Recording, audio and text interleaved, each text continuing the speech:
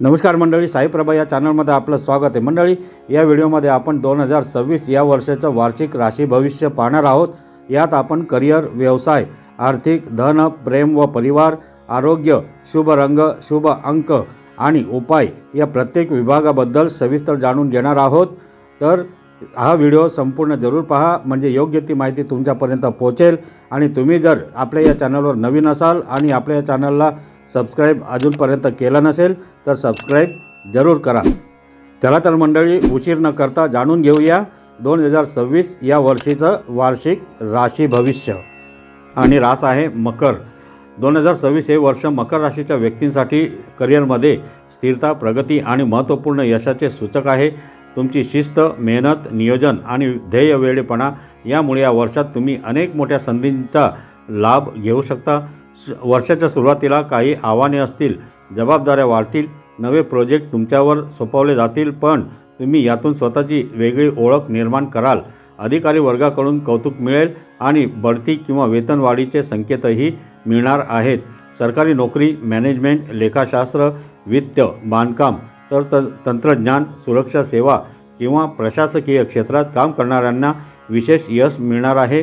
मध्यम काळात काही मोठे निर्णय घ्यावे लागू शकतात।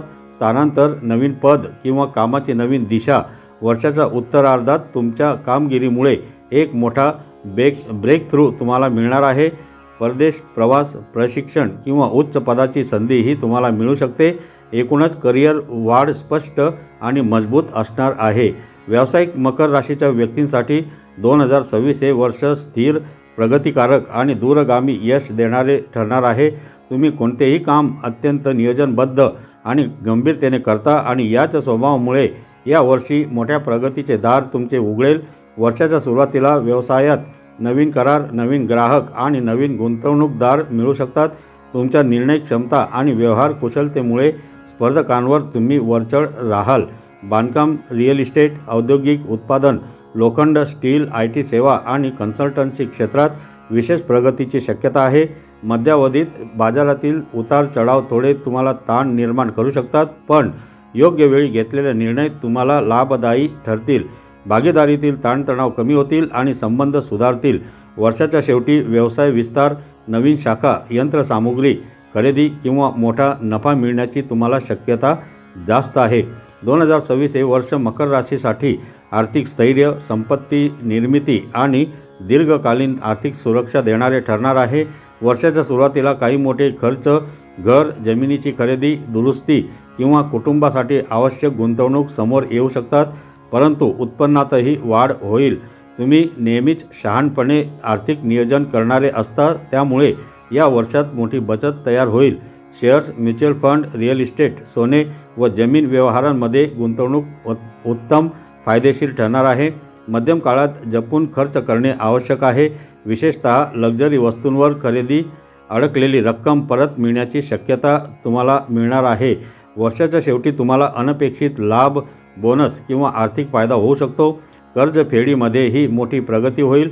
एकंदरीत आर्थिक वर्ष अत्यंत सुरक्षित, प्रगतिकारक आणि समाधानदायक राहणार आहे।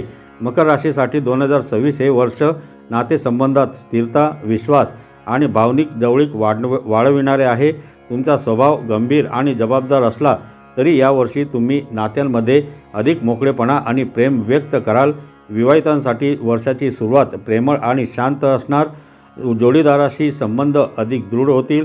अविवाहितांना योग्य व्यक्ती भेटण्याची संधी आहे, विशेषतः कुटुंबियांच्या माध्यमातून किंवा सामाजिक कार्यक्रमातून। काही जणांच्या विवाह योगाची शक्यता आहे। घरात आनंददायी कार्यक्रम, सण, प्रवास किंवा समारंभ वाढतील। मुलांच्या शिक्षण किंवा करिअरमध्ये चांगली प्रगती तुम्हाला दिसेल। काही काळात भावंडांशी थोडा ताण येऊ शकतो, पण शांत संवादाने सर्व स्पष्ट होईल। वर्षाच्या शेवटी कुटुंबात आनंद आणि समाधान वाढणार आहे। आरोग्याच्या दृष्टिकोनातून 2026 हे वर्ष मकर राशीसाठी सर्वसाधारण चांगले राहील, परंतु काही काळजी आवश्यक आहे। कामाचा ताण, जबाबदाऱ्यांचे ओझे आणि भावनिक दडपण यामुळे वर्षाच्या सुरुवातीला थोडा थकवा, डोकेदुखी किंवा झोपेची समस्या येऊ शकते। नियमित व्यायाम, योग, चालणे आणि ध्यान तुमच्यासाठी अत्यंत उपयुक्त ठरणार आहे। प्रवास व हवामान बदलाच्या काळात सावधगिरी आवश्यक असणार आहे। एकूणच संतुलित जीवनशैली पाळल्यास आरोग्य या वर्षात उत्तम राहणार आहे। शुभ रंग आहे निळा, राखाडी आणि काळा आणि शुभ अंक आहे 4, 8 आणि 10 आणि उपाय आहे शनिदेवाची उपासना करावी। विशेषतः शनिवारी तिळाचे तेल दीप लावावा। काळे तीळ, काळे वस्त्र किंवा लोखंडाचे दानसुद्धा तुम्ही करू शकता। दररोज ओम शम शनीश्वराय नमः या मंत्राचा 108 वेळा जप तुम्ही अवश्य करावा आणि पिंपळाच्या झाडाला पाणी जरूर द्यावे। तर मंडळी, तुम्हाला ही माहिती कशी वाटली कमेंट करून नक्की सांगा आणि हा व्हिडिओ जर तुम्हाला आवडला असेल तर या व्हिडिओला लाईक करा, शेअर करा आणि आपल्या या चॅनलला सबस्क्राईब जरूर करा। धन्यवाद।